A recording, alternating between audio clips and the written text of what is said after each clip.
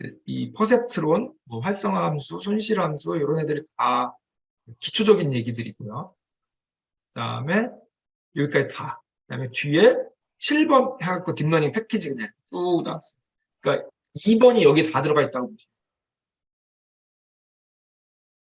8, 9번, 7, 8, 9번도 있네요. 여기까지. 이렇게 생각하시면 될 것 같아요. 여기 강의 안에 있는 그 용어들만 다 아셔도 딥러닝 거의 다 아신다고 봅니다. 퍼셉트론, 그다음에 뭐 활성화 함수, 우리 보통 액티베이션 함수라고 그러죠. 거기 그다음에 평균 제곱 오차, 크로스 엔트로피, 미니 배치, 병사하강법, 그다음에 뭐 연쇄 법칙, 순전파, 역전파, 그다음에 뭐 이런 확률적 경사강법, 그다음에 배치 정규화, 오버피팅, 드랍아웃, CNN, RNN. 이 정도를 대충 들으면 내가 그거는 뭐 개념은 대충 알지 정도만 머릿속에 딱 되시면 이제 딥러닝은 거의 다 아시는 거라고 보시면 이게 중요 키워드들입니다. 참고하시고요. 그래서 본격적으로 저희가 수업을 좀 진행하도록 하겠습니다. 제가 드리는 말씀 중에 혹시 개념적으로 잘 안 잡히는 게 있으면 꼭 참지 말고 질문하세요. 참지 말고. 자, 이 첫 번째 101번 퍼셉트론 요거부터 진행하도록 하겠습니다. 101번 퍼셉트론. 퍼셉트론이라는 게 그냥 딱 요거예요. 퍼셉트론 링크가 있네요. 링크라고. 퍼셉트론 그릴 때 자꾸 이거 우리 사람 두뇌 신경막 이거 가지고 그리는데 이거 생각하지 마세요. 제가 볼 때는 이거는 뭔가 좀 아닌 것 같아요. 정말 이걸 가지고 이렇게 이건 저는 아닌 것 같아요. 전혀 이거 생각할 필요 없고 그냥 이런 것만 보시면 제가 볼 땐 전혀 닮지도 않았어요. 그래서 이 퍼셉트를 한번 쭉 읽어보세요. 읽어보시면 어떻게 보면 제가 드리는 설명보다 더 자세하게 읽어보실 수 있어요. 그림들도 되게 잘 그렸잖아요.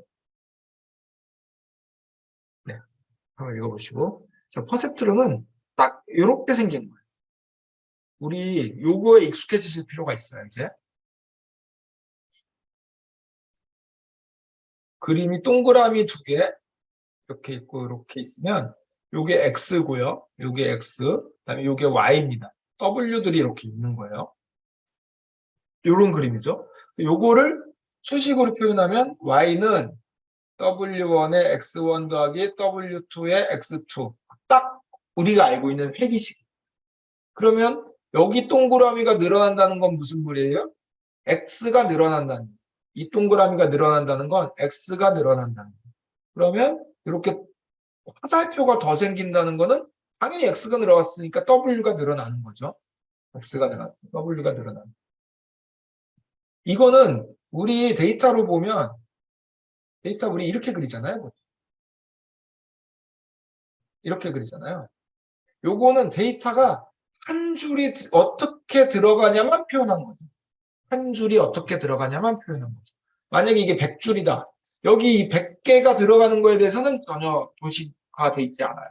이거를 100번 한다. 이런 개념으로 생각하시면 돼요. 그 다음에 만약에 여기에 하나 더 늘어났다. Y가. 이건 무슨 얘기냐면 이렇게 회기식 하나. 그 다음에 Y1이라고 하면 만약에 Y2다. 그러면 화살표가 여기서부터 다시 그려져요. 그럼 W들이 또 생기겠죠. 화살표가 생겼으니까. 이거는 뭐냐면 Y2. 두 번째 회기식입니다. 이거는 아까 그 회기식하고는 전혀 상관없어요. 이거는 두 번째 회기식인 거예요. 3의 X3. 이게 너무 많으니까 정확히 쓰겠습니다. 처음이니까 그러니까. 다 지울 거면 다음으로 넘길 거. 두 개만 딱 그리면 X1, X2, 일단 Y1 이렇게 해볼게요. 그러면 이렇게 하면 W1, W2 이렇게 되는 거죠. 그러면 Y1은 W1 곱하 X1 더하기 W2의 X2 이렇게 되는 거죠. 그럼 여기에 동그라미가 하나 더 늘어나는 거는 y2고 이거는 이렇게 그릴 건데 이거는 같이 그린 거지 사실은 전혀 다른 회기식이에요. 그냥 근데 x는 똑같죠? 근데 화살표는 다르죠? 그러면 W3의 x1 더하기 W4의 x2 이렇게 됩니다. 의미가 뭐냐면 데이터가 이렇게 있는데 x1, x2가 있어요. 이렇게. 이걸 가지고 y1을 만드는 회기식 하나 만들고 그다음에 똑같은 데이터로 다른 작업을 한 거예요. x1, x2가 있고 y2를 만드는 새로운 작업을 한 거죠. 근데 이거는 그냥 x들은 같은 x에 쓰는 거예요. 같은 x. 그렇지만 우리가 다른 작업을 한 거죠. 회기식을 두 개 만들어서 얘는 매출 예측한 거고 얘는 뭐 이윤 예측한 거고 뭐 이런 식으로 다른 걸 한 거예요. 그러니까 당연히 W들은 다르죠. 이 W하고 이 W가 같을 수가 없잖아요. 회계식이 다른데. 그러니까 그림으로 치면 이렇게 딱 그려집니다. 이렇게 W1에 W2 이렇게 W3에 W4 이렇게 됩니다. X는 1, 2만 있는 거예요. Y, 1, 2. Y가 두 개라는 거는 전혀 다른 두 개의 회계식을 썼다. 이렇게 되는 거죠. 개념상 이렇게 그림을 보면서 계속 생각을 하셔야 돼요. 그러면 여기에 보면 이걸 이렇게 쓴 이유가 뭘까? 우리가 좀 알고 있는 거하고 조금 다르네. 좀 수학적으로 좀 복잡하네. 이렇게 돼 있는데 사실은 이거는 딱 그냥 이런 의미라고 보시면 x1, x2, y1, y 이렇게 있는데 이거 회기식을 쓰면 이렇게 되죠. 근데 우리가 알고 싶은 거는 어떻게 할 거냐면 이렇게 하잖아요. 어떤 임계치를 정해놓고 50을 정해놓고 만약에 이 y가 내가 뽑았어. 그랬더니 50보다 크네. 50보다 크네. 그러면 1로 아웃풋을 쓰자. 50보다 작네. 그러면 0으로 아웃풋을 쓰자. 그냥 이렇게 하겠다는 거예요. 우리 이거 어디서 많이 봤죠? 네, 이거 로지스틱 리그레션이었잖아요. 로지스틱 리그레션에서 어떻게 했냐면 이렇게 한 다음에 만약에 0과 1 사이의 값을 가지고 0보다 크면 1로 하고 아니 요 0.5보다 크면 1로 하고 0.5보다 작으면 0으로 하자. 아웃풋을 이렇게 제한하자. 이런 얘기 했었잖아요. 그래서 이걸 하기 위해서 어떻게 했냐면 회기식에다가 여기에 시그모이드 함수를 넣어서 이 y 값을 다시 어떤 함수에서 넣어서 걔가 0부터 1 사이의 값으로 나타나게 한 다음에 그 다음에 1인지 0인지를 예측하자. 이런 식으로 한 번 뭐 조금 뭔가 프로세스를 추가했었죠. 마찬가지입니다. 퍼셉트론도 그거의 간략화 버전이라고 생각하시면 얘는 뭐 0부터 1, 4 이런 거 하지 말고 무조건 내가 스레시홀드를 정하는 거예요. 그래서 어떤 값, 50이면 50, 100이면 100 아무거나 정하는 거예요. 그래서 얘는 중간에 시그모이드 함수가 없죠. 왜냐하면 0부터 1 사이로 값을 뽑지 않을 거니까. 그래서 그냥 퍼셉트론에서는 내가 이 스레시홀드를 아무거나 정해. 이거보다 크면 1로, 그거보다 작으면 0으로 이렇게 하겠다는 거죠. 그래서 이걸 다시 쓰면 W1의 X1 더하기 W2의 X2가 Y죠. 이 자체가. 이게 만약에 50보다 작으면 그 Y를 내가 1로 하겠어. 만약에 이 식이 50보다 크면 작으면 뭐 이건 정하기 나름이니까 그래도 이왕이면 50보다 크면 작으면 예를 들어서 이거는 0으로 하겠어. 둘 중에 하나는 크거나 같다가 있어야죠. 네, 0으로 하겠어. 이걸 그냥 수식으로 나타내면 이거예요. y를 결정하는데 내가 원래 50, 100 이럴 거 아니에요. 근데 조건을 줘가지고 이 전체가 특정 수보다 작으면 0으로 하겠어. 특정 수보다 크면 1로 하겠어. 여기서 세타는 그냥 우리가 정하는 거예요. 50, 100이면 100 이렇게. 네. 그래서 그냥 이거를 수학적으로 쓰니까 이렇게 됩니다. 요 그림과 수식을 보면서 그런 생각들을 하시면 돼요. 아, 이게 x가 두 개구나. y 하나구나. 이거 회계식이네. 근데 회계식인데 이걸 그냥 직접 y를 우리가 쓰는 게 아니라 뭔가 임계값을 정해서 1이나 0, 1이나 0 둘 중에 하나로 아웃풋을 뽑겠다는 얘기구나. 이렇게. 로지스틱 회귀 분석과 다른 점은 걔는 중간에 한번 아웃풋을 0과 1 사이로 바꾼 다음에 뭔가 했는데 여기는 그러지 않고 그냥 아무거나 세타라는 값을 내가 임의로 정한 다음에 그거보다 작거나 같다는 둘 중에 하나 붙어 있어야 되죠. 작거나 같으면 0으로 크면 1로 이렇게 하겠다는 걸 수학적으로 쓰면 이렇게. 그래서 이걸 보면서 결국 수학이라는 게 이제 우리가 수학을 막 열심히 잘 풀 필요는 없어요. 근데 우리가 수학을 볼 줄은 알아야 됩니다. 수식을 보면 이게 무슨 의미인지는 알아야 돼. 그래야 우리가 따라갈 수 있습니다. 예전에도 한번 말씀드렸는데 수식을 쓰는 이유는 그거죠. 우리 세상에 있는 복잡한 문제들이 있는데 이걸 복잡한 프로세스를 거쳐서 결론을 내려면 너무 어려워. 그래서 우리가 어떻게 하냐면 이거를 일단 수식으로 만듭니다. 그 다음에 수식을 푸는 건 간단해요. 우리는 어렵지만 수학자들이 이미 200년 이상 연구를 해놨기 때문에. 그래서 수학적으로 딱 결론이 나와요. 그러면 이거를 다시 현실의 문제를 돌려서 아 이런 결론이구나 이렇게 만드는 거예요. 그러다 보니까 뭐가 필요하냐면 일단 현실의 문제를 수학으로 표현하는 게 필요하고 그다음에 이거를 추리가 필요하고 그다음에 이거를 다시 해석하는 게 필요합니다. 현실의 문제로. 우리는 뭐만 하면 되냐면 당연히 세 개 다 하면 좋은데 풀이는 불가능하다고 보시면 돼요.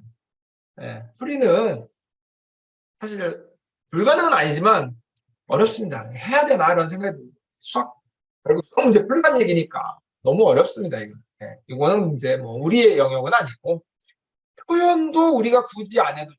왜냐하면 우리가 풀고자 하는 문제는 대부분 표현이 돼 있어요. 아까처럼 이렇게 잘하는 애들이 다 해놨어요. 물론 이것도 하면 좋습니다. 응용을 해서 내 문제를 수학적으로 표현할 수 있으면 좋겠죠. 근데 이제 뭐 그렇게까지는 좀 어려우니까 요것도 이제 우리가 좀 어렵다. 이건 해야 돼요. 해석은. 이건 해야 돼요. 수식으로 결론이 나온 걸 보고 이게 무슨 의미인지 뭘 의미하는지는 아시고 역으로 표현도 현실의 문제를 수학으로 우리가 표현은 못하지만 누군가가 표현하는 걸 보면 아 이게 이런 얘기구나 이거는 알아야 돼요. 결국 수학도 이제 그 과학을 표현하는 언어잖아요. 수학도 언어인데 우리 언어로 치면 작문은 못해도 독해는 할 줄 알아야 된다. 작문은 못해도 독해는 할 줄 알아요. 이거는 되게 중요합니다. 그래서 제가 볼 때는 이 훈련은 뭐냐면 그 스킵하지 않는 거예요. 저희가 한번 생각해 보세요. 우리가 인터넷을 검색하거나 논문을 보거나 할 때 막 읽다가 수학이 딱 나오면 어떡하세요? 넘어가죠. 그냥 쑥 보고 넘어갑니다. 흔히 말해서 그냥 스킵해 버리는 거죠. 그냥 나도 모르게 스킵을 하는 경우가 있는데 그것만 안 해도 익숙해집니다. 사실 보면 그렇게 어려운 수학이 아니에요. 우리가 쓸 수는 없지만 읽을 수는 있는 그런 정도의 수학입니다. 그러면 그거를 넘어가지 말고 한번 이해를 하려고 계속 노력을 하다 보면 그 자체만으로도 굉장히 큰 성과를 내요. 그러니까 그냥 패스만 하지 말자. 요 정도. 그래서 우리가 수학하고 조금은 친해질 필요가 있습니다. 조금은. 예를 들어서 이런 거죠. 엄청 쉬운 수학이에요, 이게. 그런데 이걸 딱 보면 사람들이 읽으려고도 하지 않고 그냥 넘어가죠. 근데 그러지 말고 무슨 의미인지 알아야 됩니다. 아, W1 X도 이게 원래 Y인데, 이거 회계식에서 원래 Y인데, 그게 세타보다 작아? 세타는 뭐야? 아, 세타는 우리가 뭔가 정해주는 임계값, 우리가 정하는 값이구나. 아, 그거보다 작다면 Y를 0으로 하겠다는 얘기구나. 아, 그거보다 크면 Y를 1로 하겠다는 거구나. 이렇게 그냥 이거는 어려운 얘기가 아니잖아요. 이런 연습이 필요하고 따로 연습하지 마시고 논문 같은 거 보실 때 거기 나온 수학을 가능하면 읽으려고 노력하시면 충분합니다. 요 그림을 보면서 요 수식을 보면서 그런 생각을 하시면 돼요. 그 다음에 요거는 그냥 간단하게만 보고 넘어갈게요. 논리회로라는 게 있는데 그게 뭐냐면 and, or와 뭐 이런 거 있어요. 예를 들어서 우리 다 아시죠? 00이면 0, 10이면 0, 01이면 0, 11이면 1. and 게이트라고 그럽니다. 보통 프로그램 할 때 기본적인 거죠. 그래서 둘 다 1이어야지 1이고 하나라도 0이면 0이다. 이런 얘기죠. 네, 바꿀 거예요. 그다음에 오화 게이트라는 게 있는데 오화는 뭐냐면 반대죠. 둘 중에 하나라도 1이 있으면 1이고 둘 다 0이어야지 0인. 요런 거라고 보시면 돼요. 그다음에 not and 얘는 뭐냐면 00이면 1. 이거의 반대죠, 지금. and하고 결과가 반대죠. 오하고는 좀 달라요. 오하고는 좀 다르고, and하고 결과를 반대로 만들어. 얘는 00이면 0, 하나라도 0이 있으면 0이고, 둘 다 이거야지 1인데, 얘는 거꾸로. 1만 0이고, 하나라도 있으면 1. 이거는 이해하기보다 and를 뒤집었다. and를 결과를 뒤집었다. 이렇게 생각하시면 돼요. 왜 이런 거 만들었냐. 이렇게 세 개를 가지고 무한 조합을 하면 여러 가지 그 결과값을 낸대. 그래서 원래 컴퓨터가 우리가 1령으로 돼 있잖아요. 그래서 우리 반도체죠. 그래서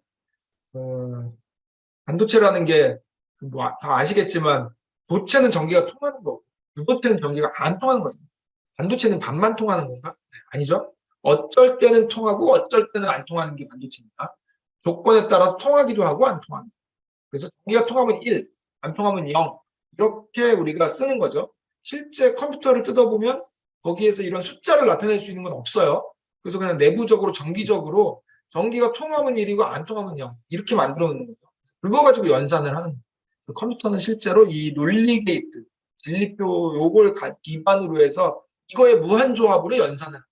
이거의 무한조합. 그래서 10 더하기 10을 할 때도 이진수로 만들어서 전기가 통하냐 안 통하냐 이걸 가지고 연산을 합니다. 그래서 요 세 개가 기본이 되는 그 게이트다라고 해서 여기 표현을 하고 있습니다.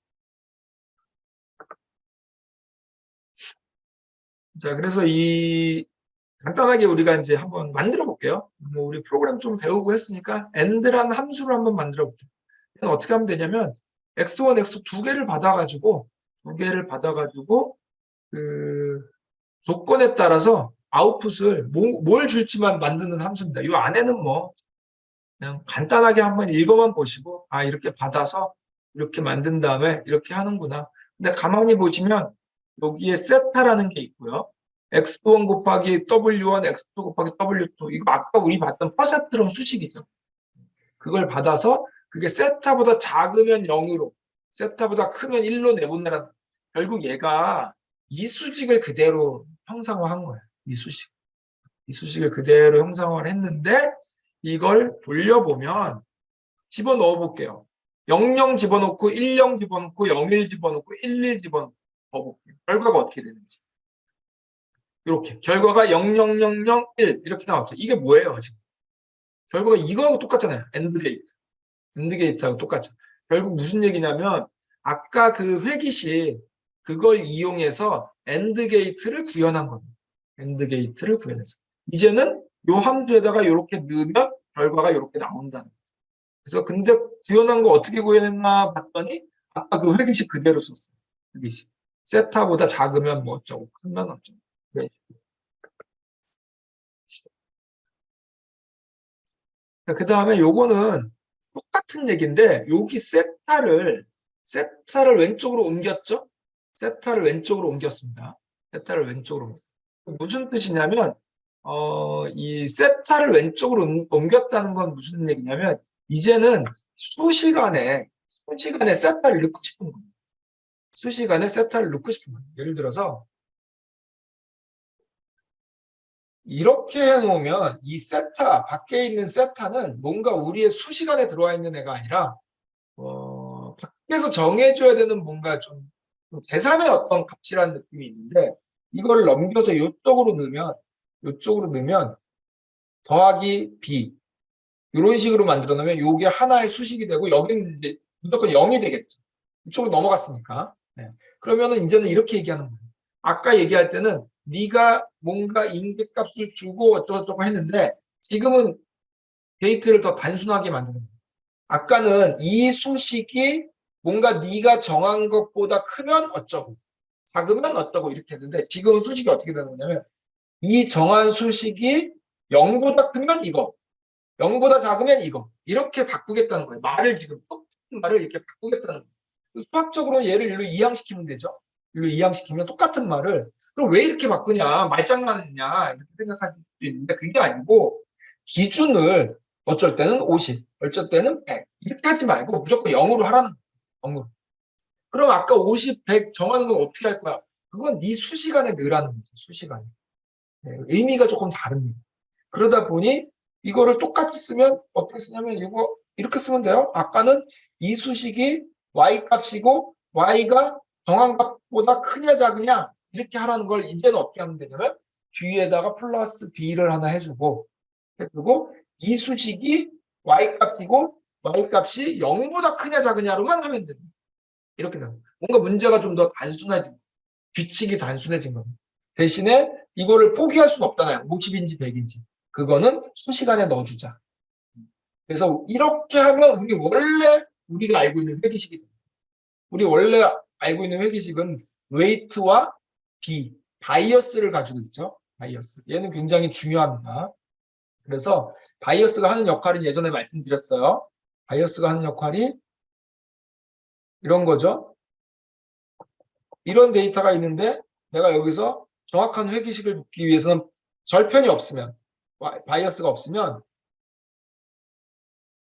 원래 수학적으로는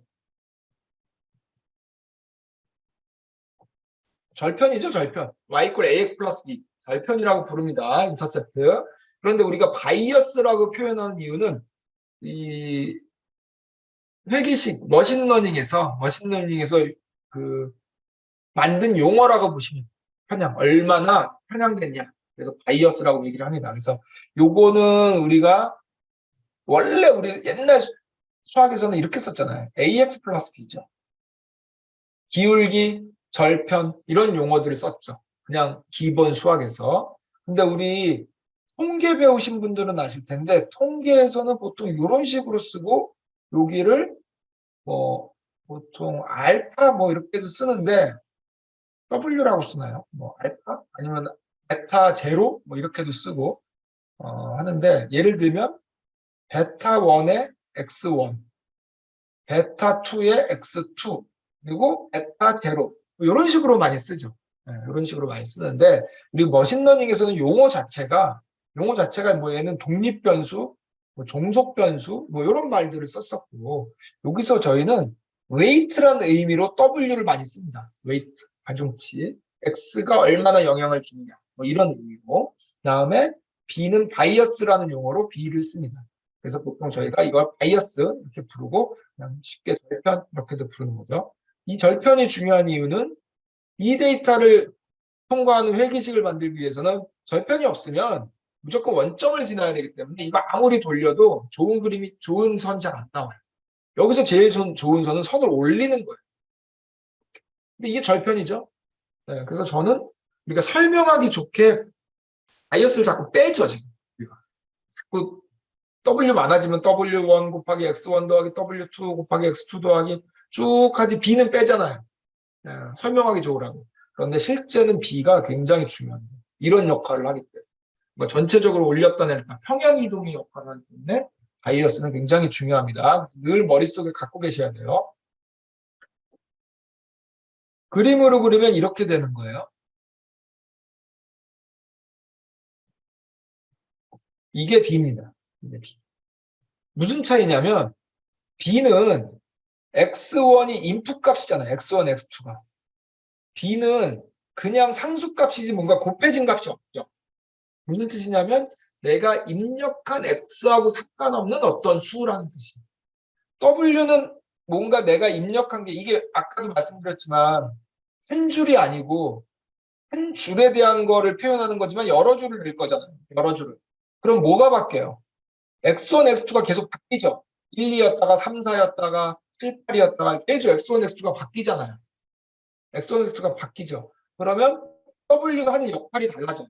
W가 똑같이 여기가 0.1이고 얘가 0.2라도 X가 1이 들어왔을 때 하고 X가 2가 들어왔을 때 하고 W가 하는 역할이 달라지죠. 어쨌든 그거의 비율을 조정하는 그런 아이잖아요. B가 하는 역할은 뭐냐면 X가 계속 바뀌어도 B는 그거에 영향을 받지 않습니다. X는 계속 바뀌지만 그거에 영향을 받지 않고 그냥 상수의 역할을 하는 거죠. 그게 차이점이 있습니다. 그래서 그림을 그리면 이렇게 x1, x2하고 여기는 x가 없죠. 들어오는 거에 영향을 받지 않고 무조건 이렇게 바이어스만 하나요. 그래서 그림은 이렇게 그립니다. 그래서 바이어스의 역할이 이런 거고 그림을 그리면 이렇게 되고 의미상으로는 절편이고 그래프로는 평행 이동시키는 의미고 그다음에 x가 계속 바뀌면서 바꿔가면서 계속 들어올 건데 그때 b는 전혀 영향을 받지 않는 어떤 기준값 같은 역할을 한다. 이런 것들이 머릿속에 싹 흘러가면 기본 개념 다 아신 거라고 보시면 됩니다. 용어, 웨이트, 바이어스 그런 용어도 좀 알아두시면 좋을 것 같고요. 그다음에 뭐 바이어스는 보통 또 W는 X가 많아지면 W1, W2, W3 이렇게 되지만 바이어스는 그냥 B입니다. 하나입니다. B1, B도 없죠. 바이어스는 무조건 하나입니다. 절편의 의미를 가지고 있고 그런 느낌입니다. 그래서 수식이 이렇게 바뀐 거예요. 뭐 수학적으로는 B가 이쪽에 있던 게 그냥 일로 이양된 것밖에 없지만 실제로 여러 가지 큰 의미가 있다는 거예요. 그래서 이걸 웨이트 바이어스라고 부릅니다. 그래서 엔드 게이트를 만들어 보면 똑같은데 뭐가 달라졌나요? 아까는 그 세타보다 크냐 작으냐 이렇게 결정을 했는데 지금은 아예 수식 안에 b까지 넣고 여기가 0보다 크냐 작으냐고 했죠. 0보다 크냐 작으냐. 이게 달라진 거예요.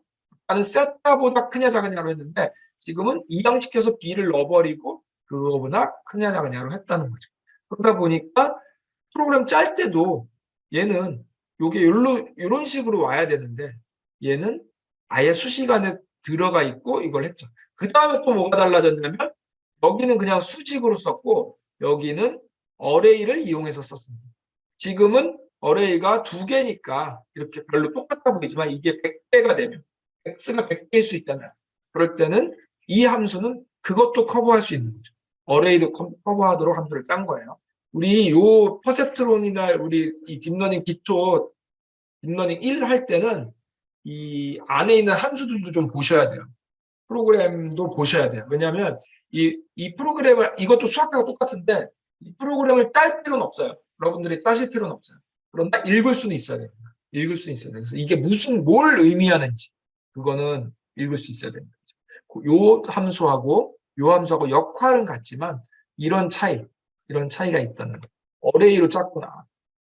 여러 개가 들어와도 커버할 수 있게 했구나. 조금 더 이제 나아가면 굳이 이것을 empty 어레이를 이렇게 만들지 않고 아예 x1 받을 때부터 어레이로 받으면 그렇게 할 수도 있겠죠. 그런 식으로 해서 여기 더하기 빼기 이 식이 없죠 지금. x1 더하기 w 더하기 이게 없죠 지금. 왜? 썸이라는 어레이를 썸 시켜주는 그 함수를 이용한 거죠.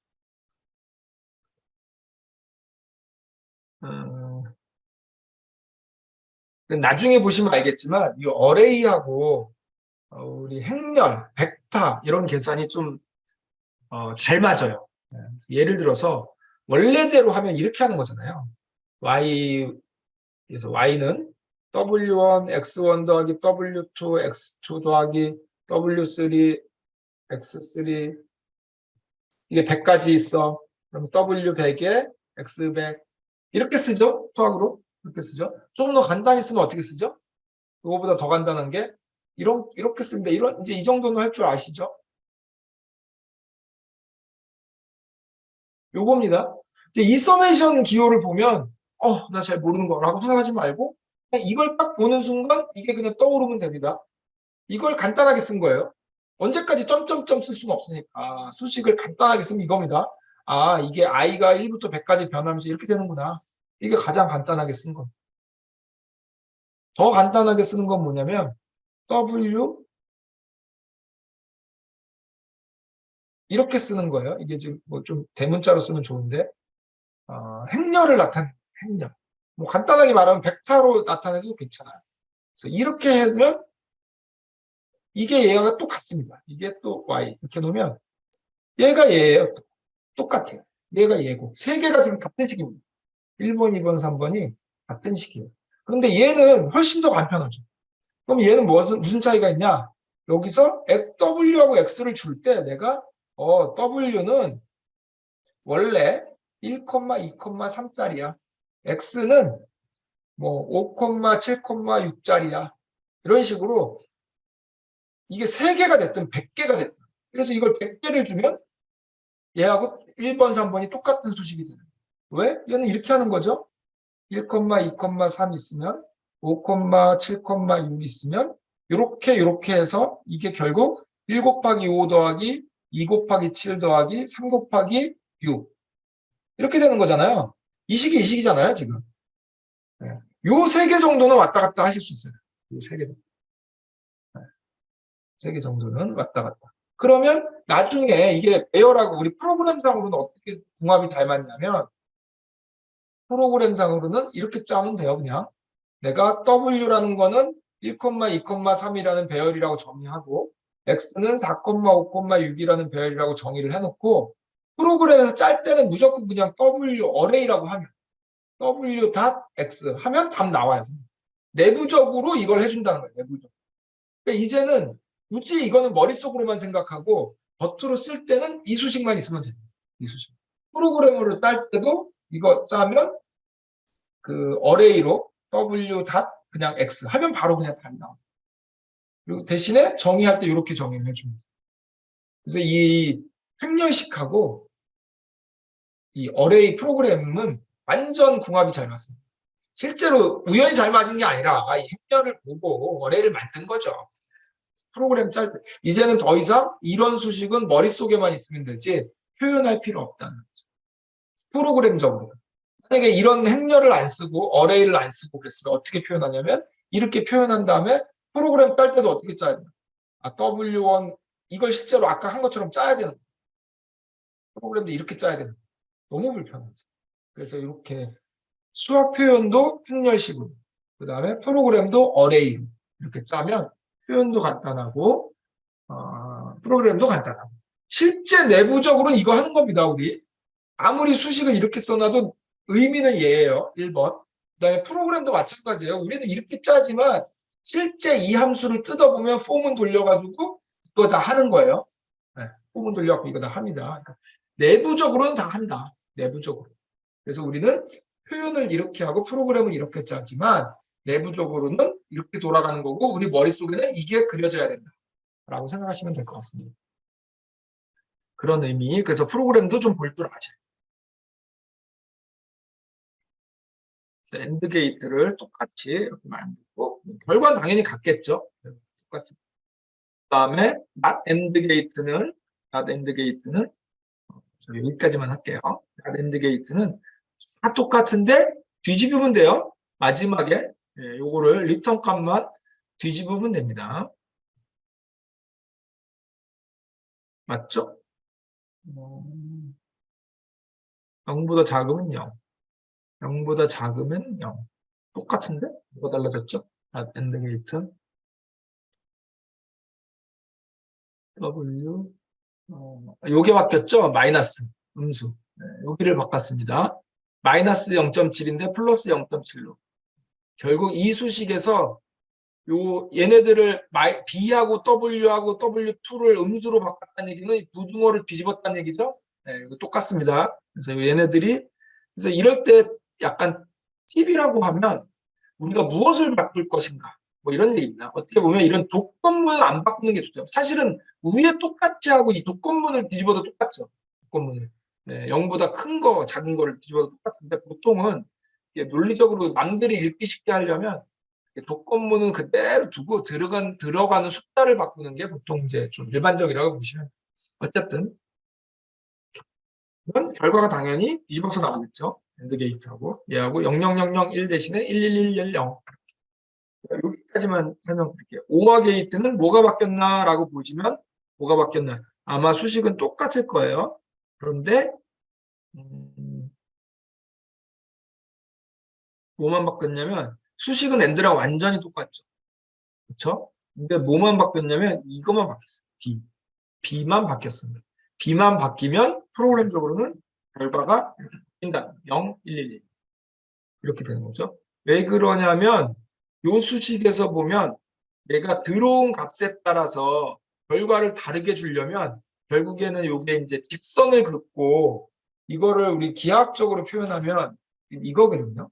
이렇게 들어왔으면 예를 들어서 인풋이 x1, x2라고 했을 때 저희가 논리 게이트를 만약에 만든다. 그러면 이렇게 만드는 거죠. 1, 0, 0, 0, 1, 1, 0, 0, 1, 1 이렇게 만드는 거죠. 그러면 이게 결국 x1이 0, 0이니까 여기에 한 점, 그 다음에 0, 1이니까 0, 1 여기죠. 여기에 한 점, 1, 0이니까 1, 0 여기에 한 점, 1, 1이니까 1, 1이니까 여기에 한 점 이렇게 되는 거죠. 이렇게 되는 겁니다.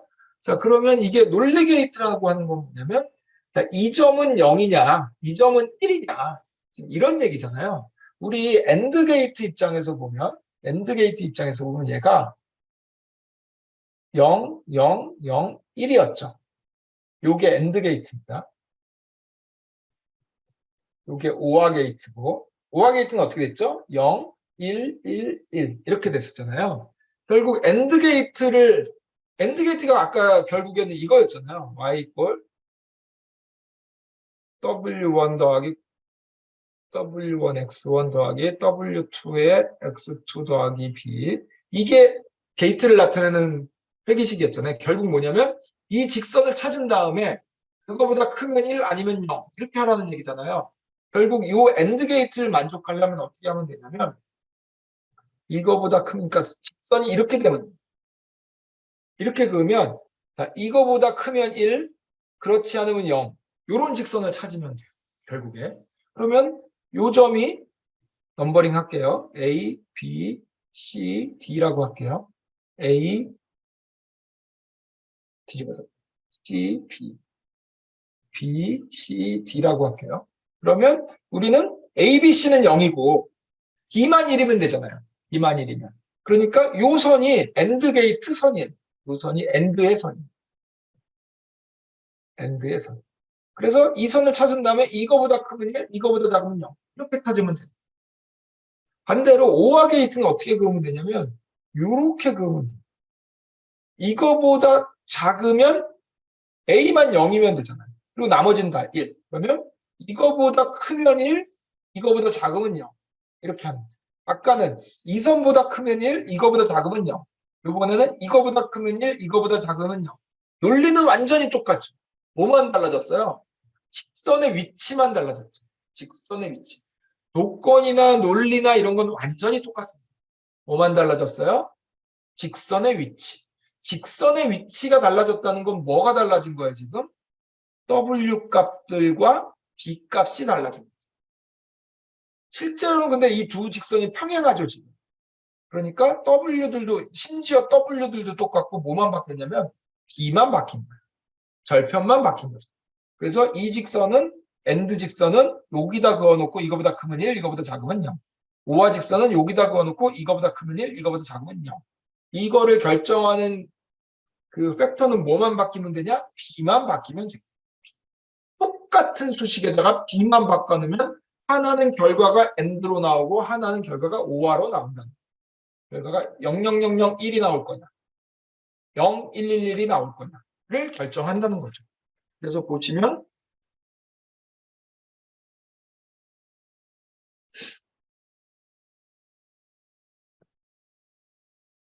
자, 보시면 여기 엔드 게이트 보시면 0.5에 0.5에 마이너스 0.7이죠. 얘는 5화는 0.5에 0.5에 마이너스 0.2죠. 그 뭐만 바꿨어요? B만 바꿨어요. B만.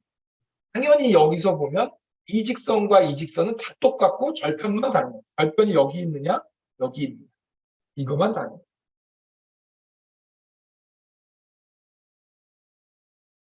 근데 왜 마이너스야? 플러스인데. 넘겼으니까. 넘겼으니까. 그렇죠? 그거 보면 알 거예요.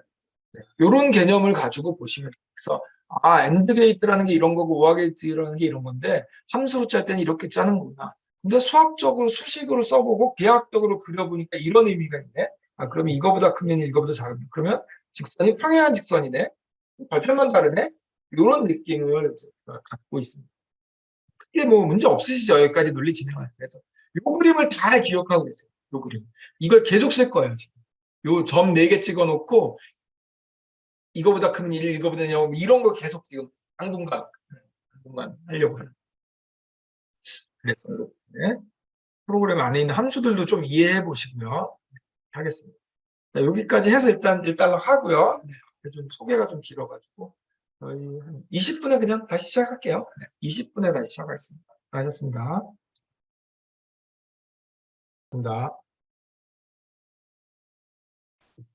첫 시간에 한 거 크게 문제 없으시죠?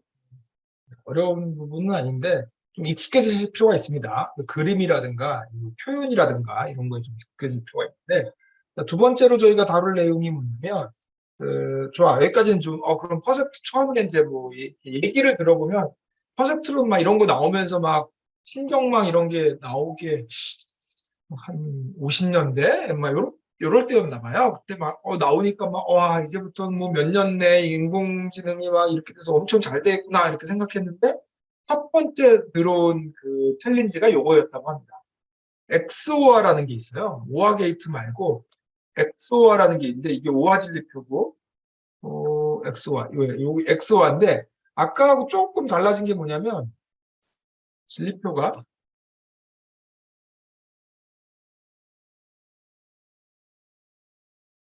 00 10 0 네. 이렇게 돼서 x1, x2, y가 있으면 얘는 규칙이 뭐냐면 같으면 0으로, 다르면 1로, 다르면 1로, 같으면 0으로. 요게 규칙입니다. 요게 XOR라는 아까 엔드게이프 뭐 이런 거 있었는데 여기 XOR라는 백타적 뭐 어쩌고 그러더라고요. 그래서 같으면 0, 다르면 1. 요게 규칙이에요. 요걸 가지고 여기다 그려보면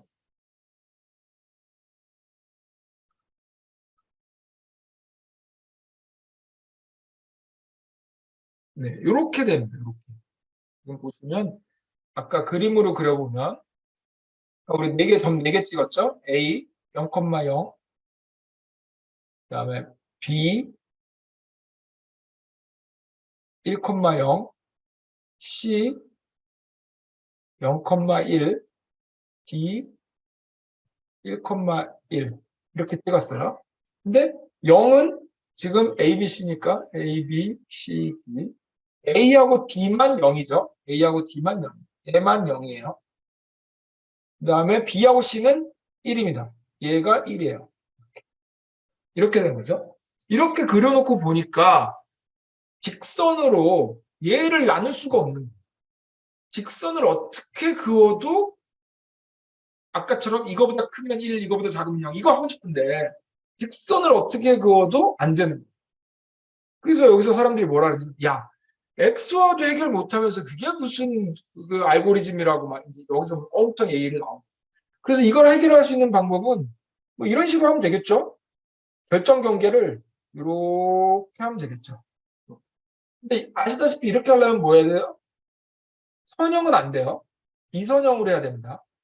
비선형이라는 게 결국 수학적으로 보면 x가 아니라 제곱, 3승 이런 애들이 들어와야 된다는 거예요.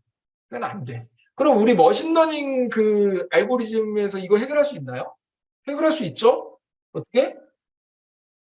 x3 축을 세우면 돼요. 그래서 x3를 잘 만들어 가지고 동그라미는 위로 올라오게 만들고 세모는 가만히 있게 만든 다음에 거기를 딱 결정 경계를 치면 되죠. 이걸 기본적으로 이런 걸 기본적으로 하는 알고리즘이 서포트 벡터 머신이었어요. 차원을 고차원으로 만든 다음에 이렇게 물론 x3를 그렇게 만들었는데도 안 될 수도 있겠지만 그렇게 되게끔 하는 x3를 만드는 게 이제 서포트 벡터 머신이었죠. 오케이 그렇게 야 너는 서포트 SVM도 하는데 너 이것도 해결 못하면서 무슨 네가 알고리즘이라고 할 수 있느냐. 근데 이게 첫 번째 챌린지였습니다. 그래서 안 되네. 선을 아무리 그어도 안 되네. 이렇게 생각을 하다가 사람들이 생각해낸 게 뭐냐면 이거는 아까 선을 이렇게 하는 거잖아요. 이렇게. 이걸 저희가 단층 퍼셉트론이라고 합니다. 단층 퍼셉트론. 그래서 다층 퍼셉트론으로 만들어보자. 레이어를 하나 더 만들어보자. 그림을 이렇게 그립니다. 이게 다층 퍼셉트론. 그럼 얘가 무슨 의미가 있냐? 어떤 의미이길래 이게 되냐는 거죠. 이거를 선형으로 해결할 수 있냐? 지금 이 얘기를 하려고 하는 겁니다. 그림을, 예쁜 그림을 좀 보면 요겁니다. 여기가 네, 요거 and와 not and와 or를 합치면 조합하면 이게 된다. 이런 얘기인데 그냥 그림을 요건 좀 이따 제가 설명드릴 건데 그냥 요것만 보시면 돼요. 요 그림. 층을 이렇게 한 다음에 이렇게 하니까 되더라. 이게 무슨 얘기냐면 내가 다양한 각도에서 설명을 드릴 건데 자, 그림을 이렇게 그렸다는 게 무슨 말이에요? 이게 x1, x2예요. 그러면 우리 회기식으로 써보면 x1은 w1의 x1 더하기 w2의 x2입니다. 바이어스 뺄게요. 너무 복잡하니까. 바이어스 나중에 그리면 어떻게 되냐면 여기에다가 그림이 얘는 항상 1로 들어오면 돼요. 1로 들어오면. 그러면 우리 이렇게 생각하시면 되죠. 원래 거 그리면 x1, x2 얘는 그냥 무조건 1, 맨날 1. 그럼 여기 w1, w2 얘는 b, y. 그럼 얘 수식이 y 이꼴 w1의 x1 더하기 w2의 x2 더하기 1 곱하기 b 이렇게 되는 거잖아요. 1 곱하기 b. 왜? 얘가 1이니까 항상 1. x가 여러 번 들어와도 바뀌지 않고 늘 1. 그래서 그림을 그릴 때 이렇게 그려요. 나중에 다른 데 이제 찾아보시다 보면 이런 그림이 있을 거예요. 이런 그림. 여기 밑에 1이 있다, 1. 얘는 색깔 있고. 얘는 무슨 뜻이에요? 한 행이 들어올 때마다 x는 계속 바뀌어 들어온다는 얘기예요. 그런데 얘는 늘 1이라는 거죠. 왜? b는 항상 상수여야 돼. 그렇게 생각하시면 돼요. 그래서 b는 빼고 그릴게요. 늘 b는 머릿속에 생각하셔야 돼요. 제가 빼고 그려도. 복잡하니까. 수식이 너무 복잡해.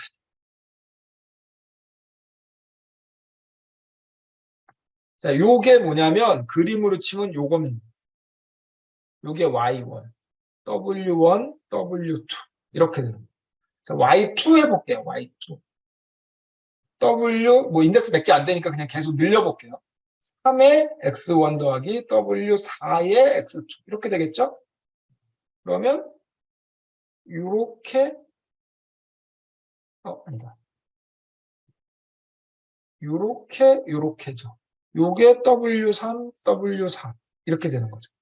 그리고 얘가 y2 이렇게 되는 거죠. 다음에 하나 더 있어요. w5, w6 얘가 y3 이렇게 됩니다.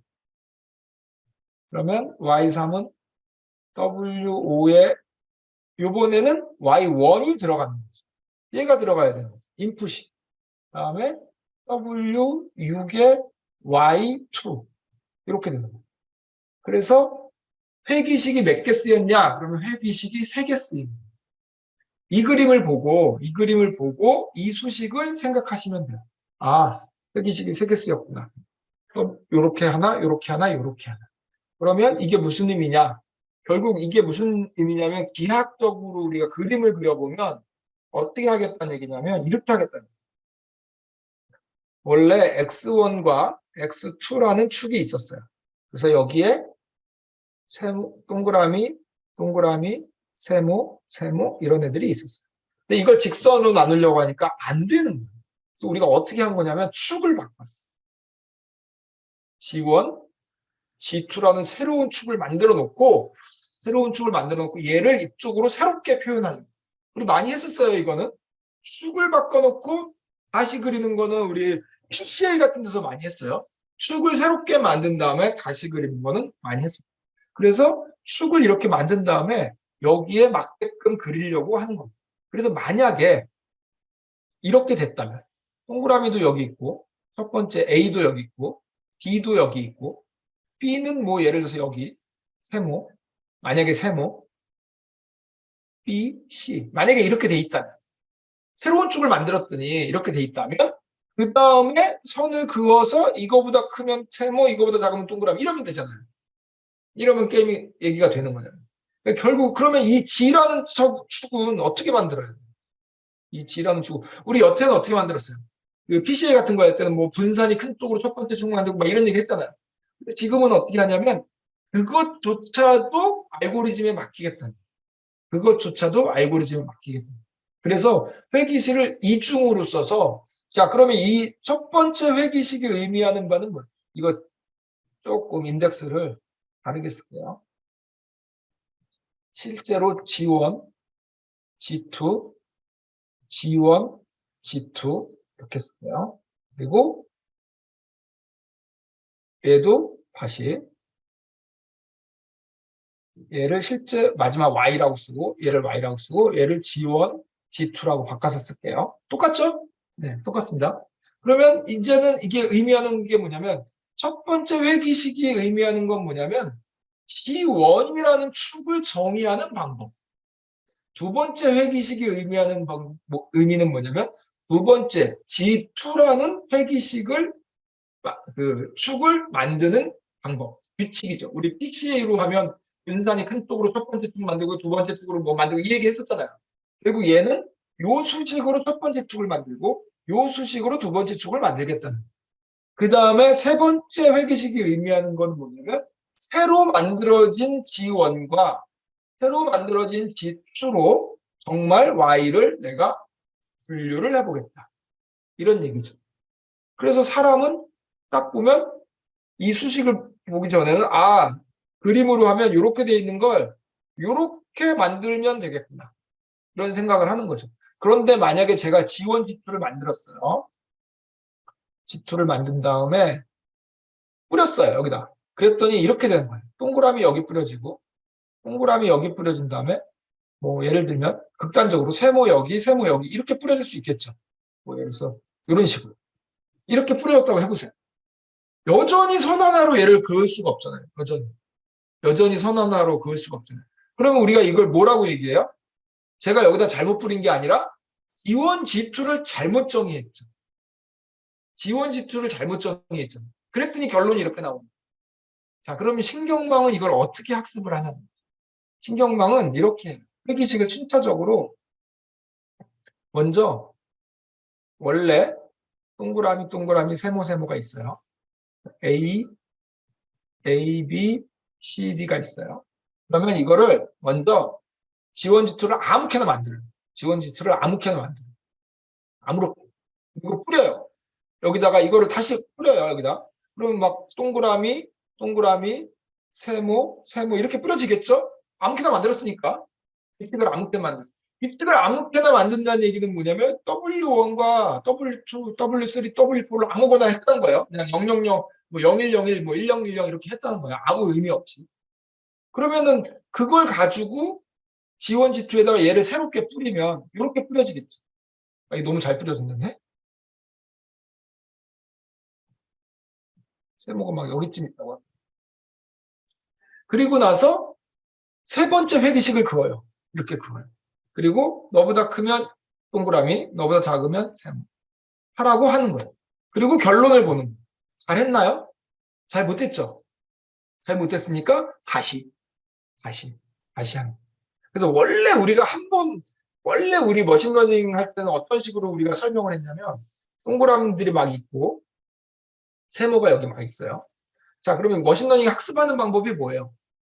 W들을 특정하는 게 학습하는 목적이잖아요. 그럼 W들을 어떻게 특정해요? 먼저 초기값을 아무거나 주고 아무거나 줬다는 말이 무슨 말이에요? 선을 아무렇게나 그는 거예요.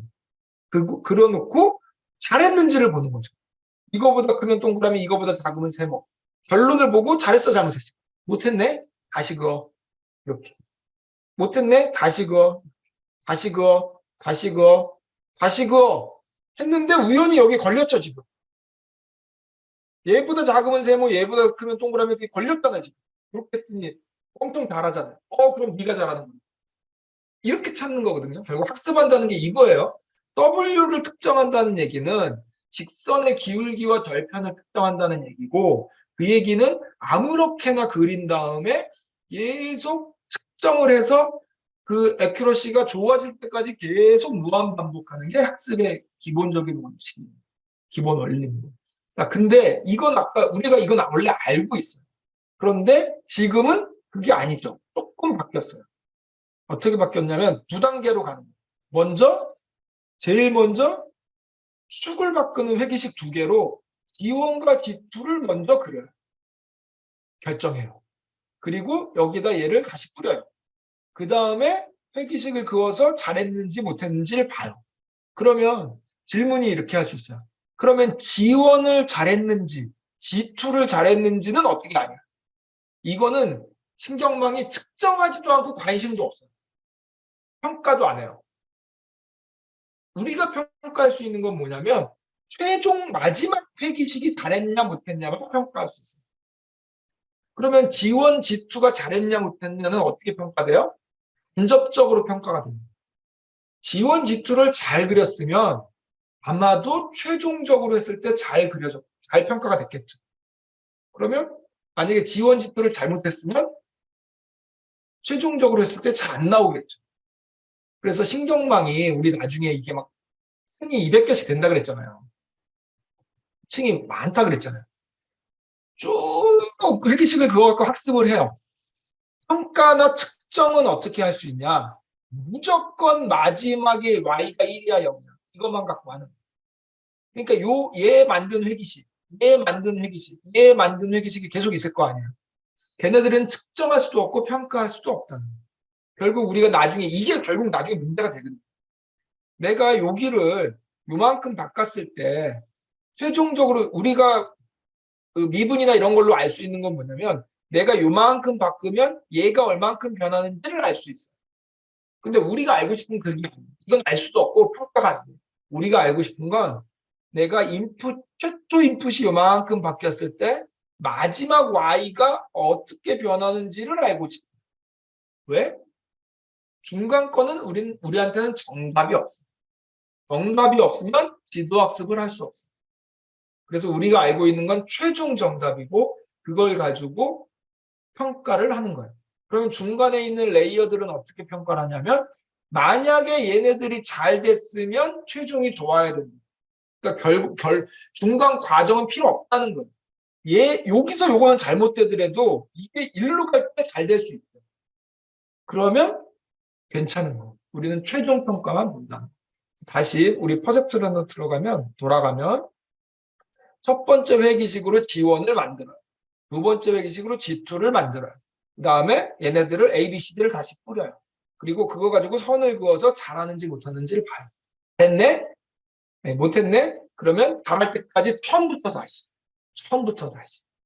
얘만 하고 얘하고 이게 아니라 한 세트를 쭉 해보고 못했네? 다시 처음. 쭉 해보고 못했네? 다시 처음. 이걸 계속 합니다. 그러니까 지원 G2 구해놓고 거기서 뭘 찾는 게 아니라 지원집도 그려보고 평가하고 못했으면 다시 처음으로 이렇게 계속. 물론 지금 퍼셉트론 얘기지만 제가 인공신경망 때문에 사실 퍼셉트론 두 개면 이런 얘기 할 필요도 없죠. 근데 나중에 이 신경망이 여러 개 딥러닝 딥 레이어가 깊어지면 그것까지 생각하기 위해서 이런 개념을 계속 말씀을 드립니다.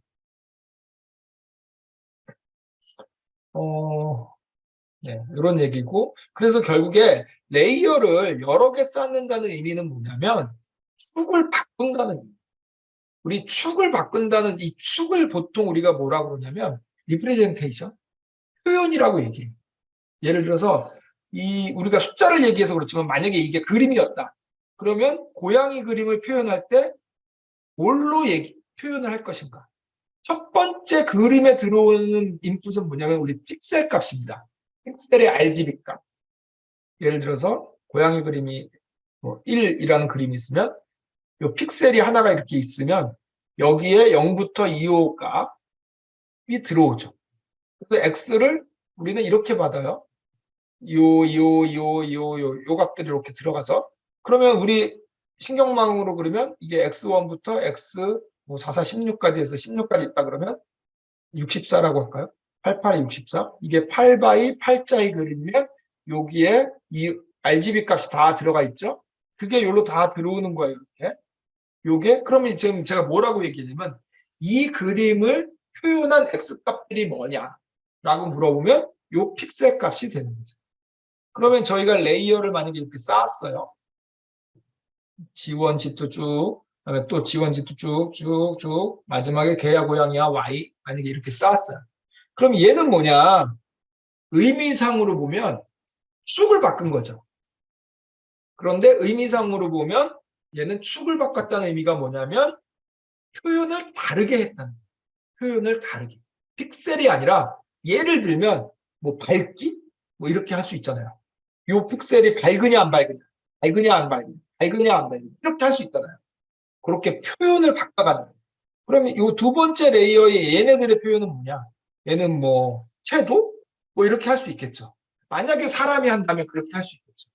그러면 기계가 하면 어떻게 하냐? 기계한테 우리가 옛날 머신러닝 개념은 그걸 우리가 정해주는 거예요.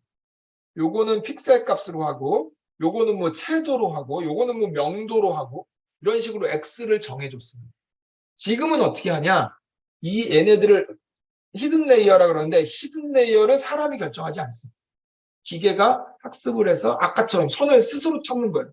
기준은 뭐예요? 마지막에 잘하는지 못하는지, 마지막에 개인지 고양인지를 구별하는 수 있는지 없는지를 평가해서 얘를 자동으로 그냥 지들이 하게끔 하는 거예요. 해놓고 보니까 결론이 어떻게 나냐면 우리는 최초에 픽셀 값을 줬는데 나중에 해놓고 보니까 어떤 식으로 나오냐면 얘가 이제 쭉 학습을 했을 거 아니에요? 그리고 나서 나중에 여기 마지막에 있는 얘를 만약에 제가 드러내고 그림을 그렸어요. 그랬더니 모양이 꼬리가 없어져요. 그 다음에 여기를 드러내고 그렸어요.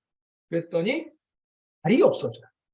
네. 그래서 결론적으로 뭐냐면, 얘네들이 마지막 이 표현은 보통 우리가 레이턴트 벡터 뭐 이런 얘기를 부르는데, 요 마지막 있는 애들은 대부분 어떤 애들이냐면, 요 G1은 꼬리를 나타내고, 요 G2는 다리를 나타내고, G3는 다리의 개수를 나타내고, G4는 눈의 모양을 나타내고, 이렇게 되더라.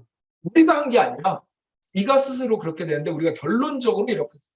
그럼 이쪽에 있는 애들은 어떤 거냐 봤더니 얘는 선을 나타내고 얘는 이렇게 곡선을 나타내고 얘는 뭐 이렇게 세모를 나타내고 이런 식으로. 그러니까 이게 단계가 올라갈수록 조금 더 추상화되더라. 이렇게 되는. 이거는 우리가 그렇게 하라 그런 게 아니에요. 신경망이 알아서 그렇게 학습을 하는 거예요. 기준은 뭐예요? 대고양이 나누려다 보니까 그렇게 해야 제일 잘하더라. 그래서 동물 말고 집 같은 걸 넣잖아요. 그럼 마지막에 얘네들은 문의 모양, 얘는 지붕의 모양, 얘는 뭐 모의 모양 이렇게 되는 거예요. 그럼 언제는 집, 문 이런 게 되고 언제는 막 문의 색깔 그런 색깔이 되고 이러냐. 저희가 Y를 뭘로 잡느냐. Y를 내가 집에 뭐 예를 들어서 둥근 모양 집과 세모난 모양 집을 구별하는 거를 Y로 주면 걔가 그 지붕의 모양과 색깔에 나타내는 벡터들이 되고 뭐 예를 들어서 내가 뭐 큰 집과 작은 집을 나누는 걸로 하면 얘네들은 그 걔네들의 크기를 나타내는 벡터가 되고 이거는 신경망이 알아서 한다는 거죠. 주로 왼쪽 최초에 줄 때는 뭐 픽셀 값을 주지만 점점 단계가 거듭해서 갈수록 점점 추상화됩니다. 점점 추상화돼요. 그래서 처음에는 이렇게 주면 요 왼쪽 위 귀퉁이의 선의 모양 그다음에 뭐 얘는 왼쪽 오른쪽 끝에 있는 선의 모양 뭐 얘는 이쪽 부분에 있는 네모의 모양 이렇게 담당하는 게 생겨요. 그러다가 한 단계 올라갈수록 그게 점점 추상화돼요. 인간이 그 그림을 보는 느낌으로 점점 추상화돼요. 너무 신기하죠. 우리가 그렇게 하라고 한 게 아니에요. 여기에 우리가 준 규칙은 하나밖에 없어요. 개인지 고양인지 구별 잘해라. 그 다음에 규칙을 뭘 줬냐면 네가 표현법을 바꿔봐라. 표현법을 바꿔봐라. 그런데 표현법을 바꾼다는 거는 우리 수학적으로 얘기하면 축을 바꿔봐라. X1, X2로 그리던 거를 G1, G2로 바꿔봐라. 축을 바꾼다는 의미는 우리 PCI 생각하시면 돼요. 축을 뭐 돌린다든가 뭐 이렇게 한다든가 그거 축 바꾸는 거예요 결국에. 그리고 나중에 이게 뭐 고양이 꼬리네 머리네 이건 전부 다 무슨 얘기예요? 수학적인 얘기가 아니라 우리가 나중에 그림을 그려보니까 그렇더라는 거예요. 결론적으로. 그래서 결국에 이 레이어가 의미하는 거는 그런 표현법을 계속 바꾸는 거예요. 표현법. 그래서 우리가 마지막에 잘할 수 있는 표현. 내가 큰 집, 작은 집 구별하려면 이 마지막이 집의 크기가 와야 되는 거고, 빨간 집, 파란 집 구별하려면 얘 마지막이 색깔이 와야 되는 거죠. 그래서 얘가 스스로 그렇게 학습을 한다는 거예요. 이 과정을 조금만 더 해보면 이렇게 하는 거예요. x1, x2가 a, b, c, d 있으면 동그라미, 동그라미, 세모, 세모 이렇게 있죠. 그러면 G1, G2로 바꿔볼게요. 얘가 0,0, 얘는 1,0, 이거 맨날 하면 헷갈립니다. 얘는 1,1, 얘는 0,1 이런 좌표죠 지금. 바꿔볼게요. 제가 어떻게 바꾸냐면 G1을 먼저 결정해 볼게요. G1을 이렇게 한번 결정해 볼까요? G1을 이렇게 선을 그은 다음에 이거보다 크면 1, 이거보다 그렇지 않으면 0 이렇게 한번 그려볼게요. 이렇게. 그러면 G1을 찍어볼게요. G1은 어떻게 되냐? 얘네들을 이제 옮겨보는 거예요. 자, 그러면 A, B, C, D였으니까. 자, 이거보다 크면 1이니까 A라는 점을 한번 볼게요. A라는 점은 G1 축이에요, 이게. G1을 그릴 때 A라는 점은 이거보다 작죠, 지금? 그럼 0입니다. 0쪽에 걸릴 거예요. 그렇죠? 잠깐만요. 0, 0, 0, 0,0.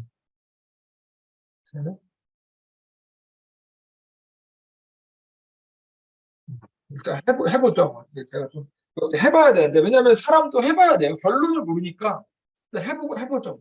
그렇게 그리고 이거보다 크면 그러면 A는 작으니까 0일 거예요.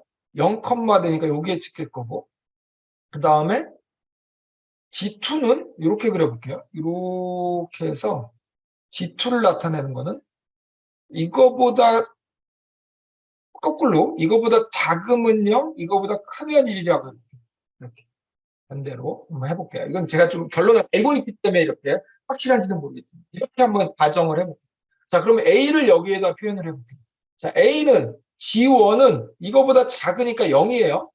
그 다음에 G2는 역시 이거보다 작으니까 0이죠. 이거 바꿔야 될 것 같은데 이게 이쪽이 1이고 이게 0이어야 될 것 같아요. 그래서 G2는 얘가 작으니까 1입니다. 그럼 0,1이에요. 0,1 여기에 A.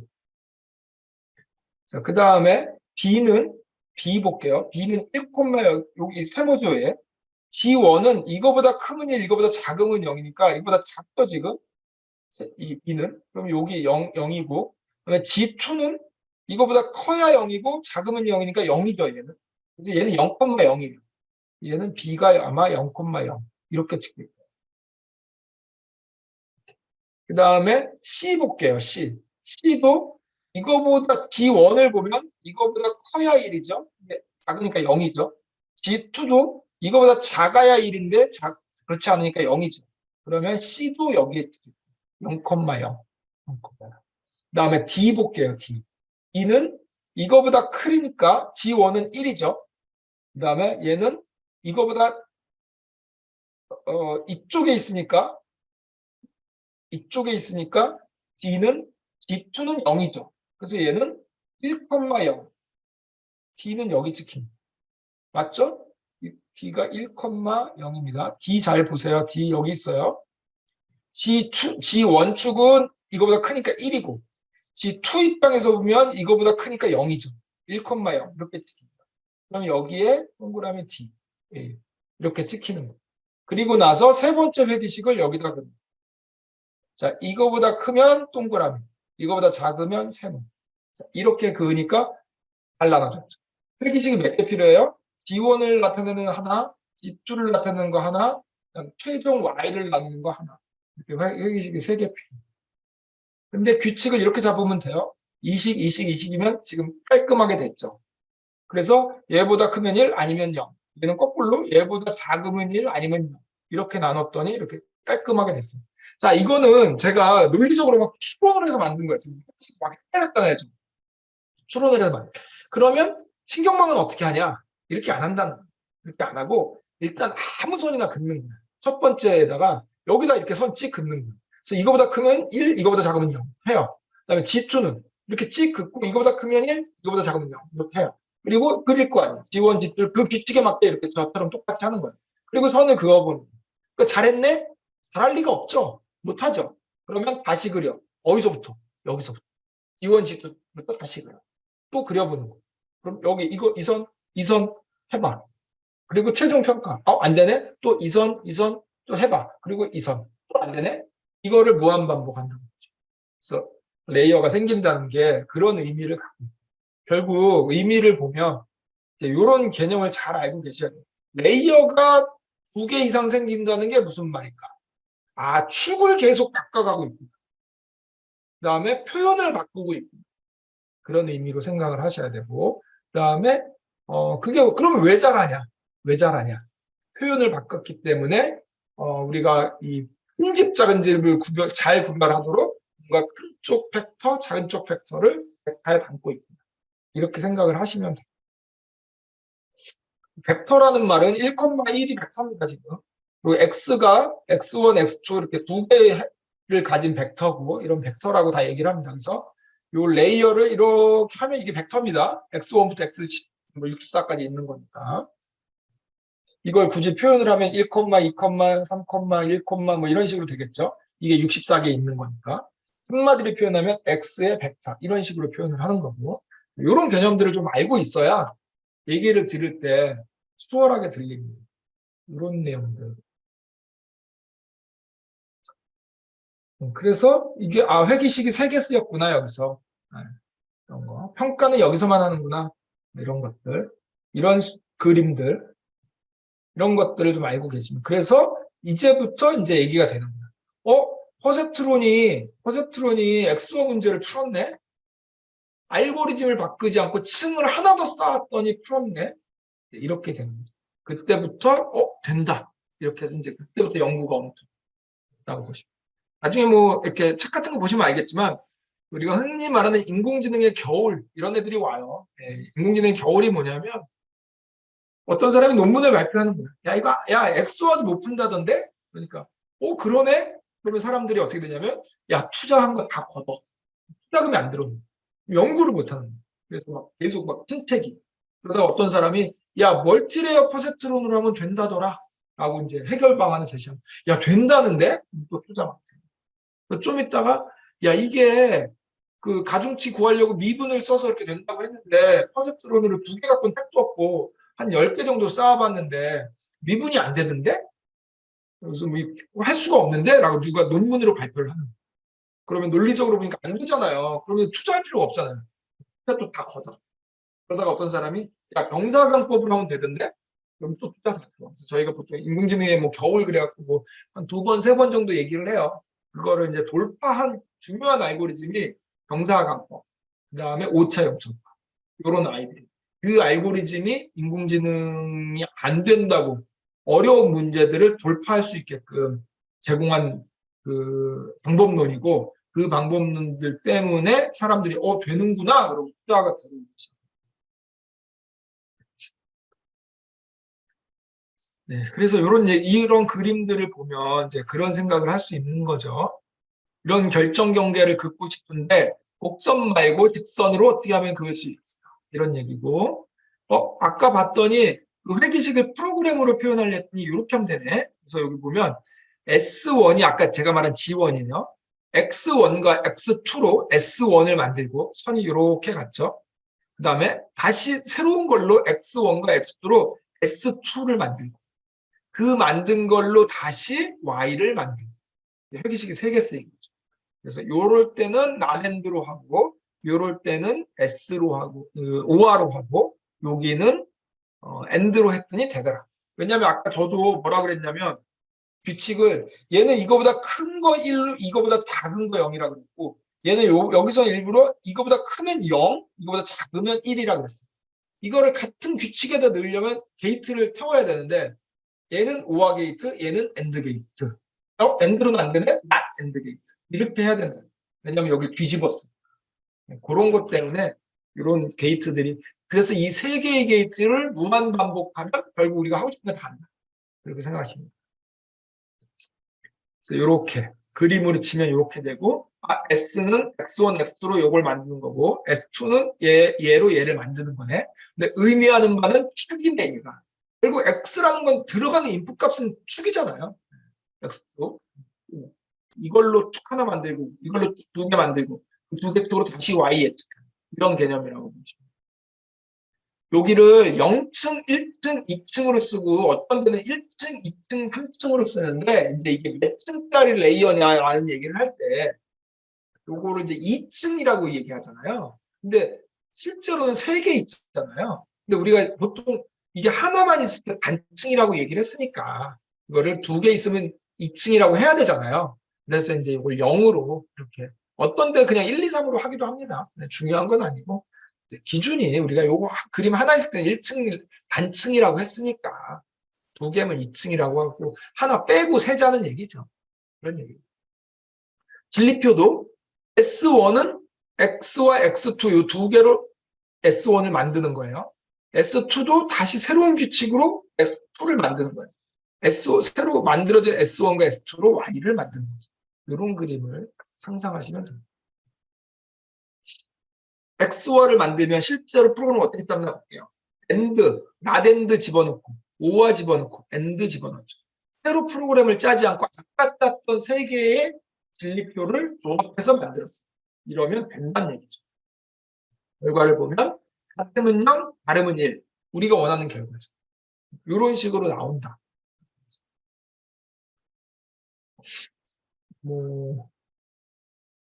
네. 어쨌든 표현을 바꿔보자. 그 표현을 바꾸는 규칙은 우리가 따로 주는 게 아니라 결론이 잘 되는 쪽으로 네가 한번 찾아봐. 이런 식으로 가는 거죠. 크게 어려운 건 없습니다. 근데 개념을 잘 잡으시는 건 중요해요. 정리를 좀 하면 퍼셉트론이 뭔지 알고 있죠. 퍼셉트론은 가중치와 편향이 그것만 필요하다는 거. 가중치와. 그 다음에 AND와 뭐 이런 거. 그 다음에 XOR 안 되는 걸 갖다가 멀티 퍼셉트론을 이용하면 XOR을 해결할 수 있다. 네. 그래서 단층 퍼셉트론은 직선형 영역만 표시할 수 있고 다층은 비선형 영역도 표현할 수 있다라고 했는데 사실은 아니긴 하죠. 다층도 선형만 갖고 합니다. 결론이 비선형입니다. 결론이. 이렇게 선을 긋진 않습니다. 우리가 이렇게. 그런데 두 번 했더니 결정 경계가 마치 이거와 똑같이 생기더라. 이런 얘기를 하는 거죠. 그래서 비선형을 해결할 수 있는 거죠. 결국. 우리 뭐죠? SVM, 서포트 벡터 번역에서 비슷한 얘기 했죠. 실제로는 차원을 올린 다음에 면을 자르면 그거를 그냥 보여주지 않고 다시 원래 차원으로 늘려서 결정 경계를 표시하죠. 그 결정 경계가 막 구불구불구불하죠. 그러나 걔네들은 우리는 2차식 이상을 쓴 적이 없어요.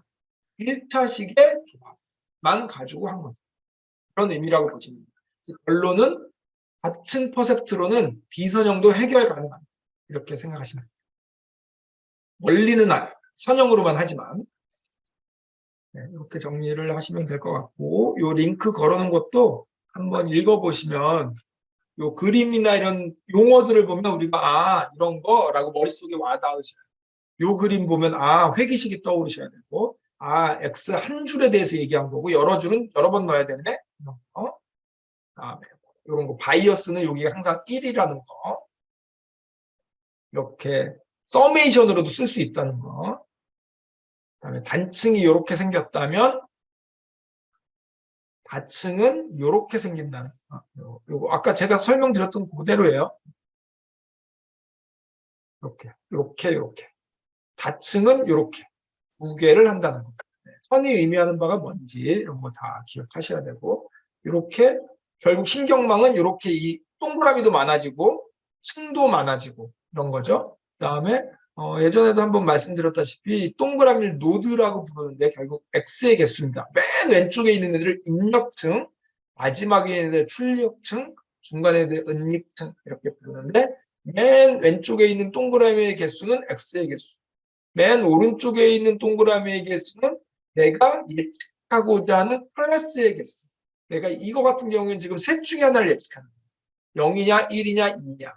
그러면 각각에 대해서 0일 확률, 뭐 확률은 아니고 0일 그냥 값, 그냥 확률이라고 표현할게요. 확률은 아니지만 0일 확률은 얼마, 1일 확률은 얼마, 2일 확률은 얼마 이렇게 나온다는 거예요. 그래서 우리가 0, 1, 2 중에 하나를 선택한다는 거예요.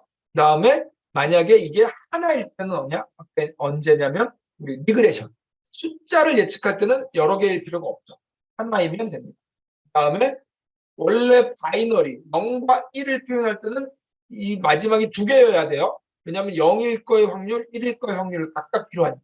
그런데 바이너리일 때는 하나만 있어도 되죠? 왜냐하면 0일 때의 확률만 구하면 나머지는 1-0일 확률이잖아요. 그래서 특별히 바이너리일 때는 하나만 얘기하는 하나만 있으면 됩니다. 그래서 수치를 예측하거나 바이너리 클래시피케이션 할 때는 동그라미가 하나. 그 다음부터는 무조건 클래스의 개수만. 이거는 지금 3개 중에 하나 예측하겠다. 그 다음에 마지막에 은닉층을 몇 개를 쌓을 건지, 은닉층의 노드 개수를 몇 개를 할 건지는 아트의 영역이라고 보통 얘기합니다. 아트 영역은 뭐죠? 맘대로 하라는 얘기입니다.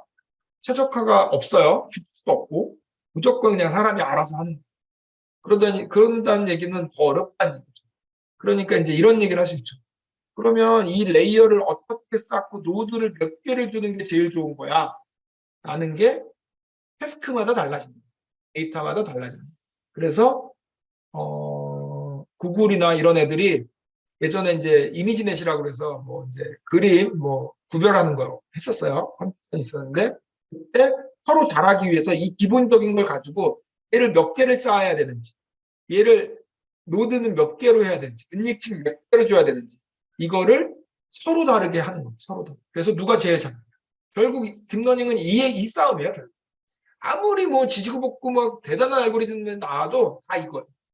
물론 이제 조금 더 있긴 한데 기법이 좀 더 있긴 한데 어쨌든 결국 이겁니다. 누가 이걸 잘하냐. 그럼 이건 누가 잘할 수 있냐면 특성을 어떻게 하냐. 해보고 결과가 좋은 거. 우리 머신러닝 늘 그러잖아요. 해보고 결과가 좋은 게 좋은 거잖아요. 그럼 이걸 하려면 얘를 레이어를 하나 100개 했다가 200개 했다가 뭐 노드도 1000개 했다가 5000개 했다 이걸 돌려보고 학습해서 평가하고 이렇게 해야 돼요. 개인은 못한다고 보시면 리소스가 너무 많이 늘고 계산량이 너무 많이 늘고 그래서 이런 거를 보통 하는 애들은 이제 굉장히 큰 리소스를 가진 애들 구글이나 페이스북이나 뭐 네이버도 하나요? 네. 그런 아이들이 이제 하는 거죠. 그래서 딥러닝 쪽은 알고리즘을 만드는 걸 보면 뭐 무시하는 게 아니라 뭐 대단한 알고리즘을 막 기발하게 생각하고 이런 거는 예전에는 좀 많았는데 요즘에는 별로 없고 대부분 다 누가 리소스 많이 갖고 있어. 누가 데이터 많이 갖고 있어. 이 싸움이라고 보시면. 근데 저희 입장에서는 굳이 그 알고리즘을 새로운 걸 만들 필요는 없습니다. 잘 만들어 놓은 거를 잘 갖다 쓰면 됩니다. 대신에 잘 갖다 쓰려면 어떤 특징을 갖고 있고 어떻게 안 되는 거를 어떻게 해결했는지를 알아야 돼요. 그래야 우리가 갖다 쓸 수 있습니다. 예를 들어서 퍼셉트론 한 개는 뭐였고 왜 두 개를 쌓으니까 됐고 이걸 명확하게 알고 있어야 나중에 우리가 그거를 응용할 수 있어요. 네, 그래서 이제 퍼셉트론 얘기를 길게 하는 겁니다. 실제로 신경망은 이 퍼셉트론의 확장이라고 보시면 됩니다. 여기까지 해서 저희 퍼셉트론에 대해서 쭉 정리를 했고 신경망은 퍼셉트론하고는 조금 다릅니다. 네, 신경망이 퍼셉트론과 뭐가 다른지에 대해서는 다음 시간에 그런 얘기를 해보겠습니다. 뉴럴 네트워크라고 부릅니다. 알고리즘 이름이.